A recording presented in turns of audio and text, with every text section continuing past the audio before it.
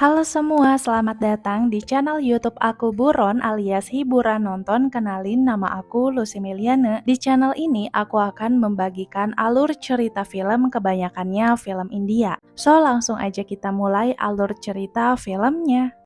Di awal film kita diperlihatkan momen-momen indah sepasang suami istri yang baru saja menikah. Banyak kenangan manis yang telah mereka lalui bersama. Sayangnya itu hanya sementara.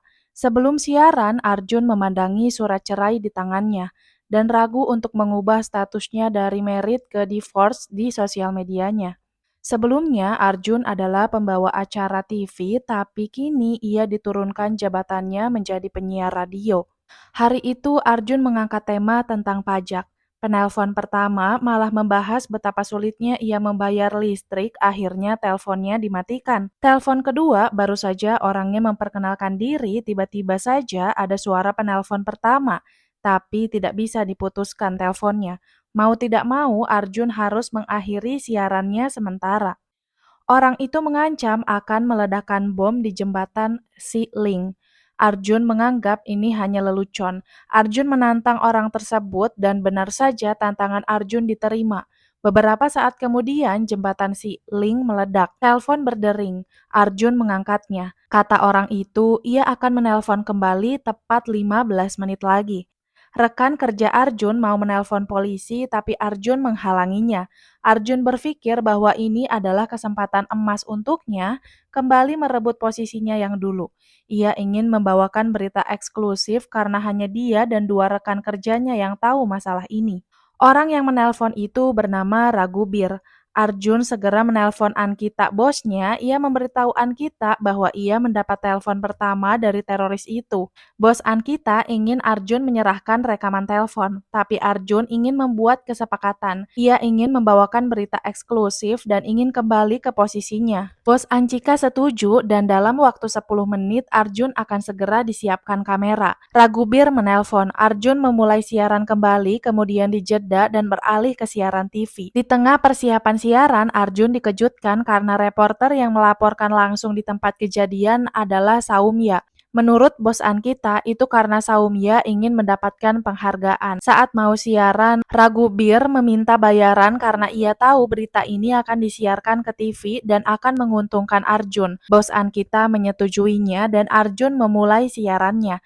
Ragubir bercerita bahwa benar ia yang telah meledakkan jembatan itu. Ia dulunya pekerja yang ikut mengerjakan proyek jembatan Ling. Suatu hari, cuaca tidak mendukung, hujan deras. Tapi kata pejabat yang memerintah proyek itu, mereka akan diberi bonus Rp1.000 jika kerjaannya semakin cepat beres. Akhirnya mereka setuju, tapi tiga temannya tewas karena tali saat mereka kerja putus. Mereka jatuh ke air. Awalnya mereka masih hidup, tapi karena pejabat di sana sibuk urusannya sendiri, temannya tewas begitu saja. Ketiga korban kecelakaan proyek itu tidak diberi kompensasi apapun. Gubir ingin Arjun menelpon Menteri Patil, tapi Arjun menolak dan mengatakan itu mustahil menghadirkan Menteri Patil ke sana. Ragubir mengancam dan membeberkan telepon pertama di mana saat itu Arjun memaki Ragubir. Bos Ankita yang mengetahui itu langsung menyuruh Arjun untuk keluar dari siaran itu dan digantikan oleh penyiar yang lain. Tapi sayangnya Ragubir hanya ingin ngobrol dengan Arjun dan Ragubir membuat mic penyiar itu meledak dan wajahnya terluka. Arjun mendesak bos Ankita bahwa ini adalah beritanya. Ia ingin membawakan berita ini sampai selesai dan bos Ankita setuju. Arjun kembali menelpon Ragubir, rupanya alat pendengar Arjun pun sudah ditanam bom. Jika Arjun keluar dari ruangan itu, ia akan mati. Arjun bertanya, "Kenapa kau melakukan ini padaku? Apakah kau mengenalku?" Ragubir menjawab, "Semua orang mengenalmu di tahun 2015, kau reporter Barosa. 3 tahun berturut-turut kau dapat anugerah pembaca berita terpercaya." Alasan Ragubir memilih Arjun karena semua orang pasti akan mendengarkan apa kata Arjun dan berita ini pasti akan trending di sosial media dan Menteri Patil akan segera meminta maaf kepadanya.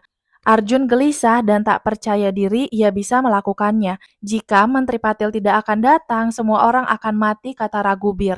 Arjun memulai siaran dan mencoba tersambung dengan Saumya tapi tidak bisa. Ragubir mendesak untuk segera membawa Menteri Patil dalam waktu 10 menit. Arjun mencoba untuk mengulur tapi tidak bisa dan Ragubir memberi nomor asistennya Menteri Patil. Tapi bos Ankita melarang Arjun untuk melakukan itu, tapi Arjun semakin didesak oleh Ragubir. Siaran dialihkan ke Saumya. Saat itu ada sebuah mobil yang hampir jatuh dari atas jembatan. Saumya menyelamatkan gadis kecil tapi ayahnya tidak selamat. Arjun mendesak Ragubir kenapa ia melakukan teror kepada orang yang tidak bersalah dan baru saja ia melihat seorang gadis kehilangan ayahnya sendiri. Ragubir tidak peduli, ia hanya peduli dengan permintaan maaf dari Menteri Patil. Bos Ankita keluar. Arjun diarahkan untuk mengulur waktu dan meminta tambahan waktu 5 menit lagi. Yang datang adalah Pak Matur, yang akan mewakilkan pemerintah untuk meminta maaf, tapi Ragubir tahu bahwa itu palsu. Pak Matur malah membawa berkas identitas Ragubir dan membeberkan ke publik. Ragubir sangat marah dan bilang Pak Matur juga menerima suap, dia seorang koruptor. Mendengar itu, Pak Matur sangat emosi dan mengancam akan segera menemukan di mana Ragubir berada dan mengancam akan memperlihatkan ke publik foto anaknya supaya anaknya malu punya anak pembunuh seperti Ragubir. Arjun mencoba menenangkan Ragubir, tapi Pak Matur malah emosi dan mengatakan kenapa kau membela teroris sepertinya. Arjun segera menulis di kertas alasan dia bersikap seperti itu karena ada bom di alat dengar mereka. Dan bom meledak. Arjun sangat terpukul. Pravin meminta untuk mematikan CCTV dan cari tahu siapa yang memberikan alat pendengar itu. Pravin segera mencari penjinak bom. Arjun yang masih terguncang disedak untuk segera siaran kembali oleh bos Ankita. Bos Ankita meminta Arjun untuk memberitakan bahwa pemerintah tidak akan minta maaf dan tidak ada negosiasi apapun. Tapi Arjun tidak menurut apa kata bos Ankita dan terus menenangkan Ragubir. Bos Ankita menelpon saluran sebelah untuk memberitahu aib Arjun dan Arjun tersambung dengan saluran TV sebelah yang menyatakan dia menerima suap karena mengambil berita dari istrinya tentang 3 buruh yang tewas itu. Arjun menjelaskan pada Ragubir bahwa itu bukan keinginannya tapi keinginan perusahaan karena apa yang semua orang lihat bukan kebenaran tapi diberi bumbu drama. Karena hal itulah istrinya Arjun menggugat cerai Arjun. Arjun tersambung dengan Saumya. Saumya mencoba untuk bernegosiasi dengan Ragubir supaya membebaskan wanita dan anak-anak.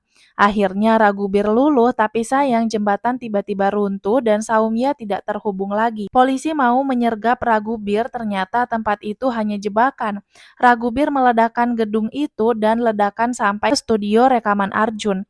Telepon berdering, Arjun mengangkatnya, dan Arjun menyadari sesuatu, ternyata Ragubir adalah salah satu korban dalam kecelakaan kerja itu. Yang melakukan aksi teror ini adalah anaknya yang bernama Anan.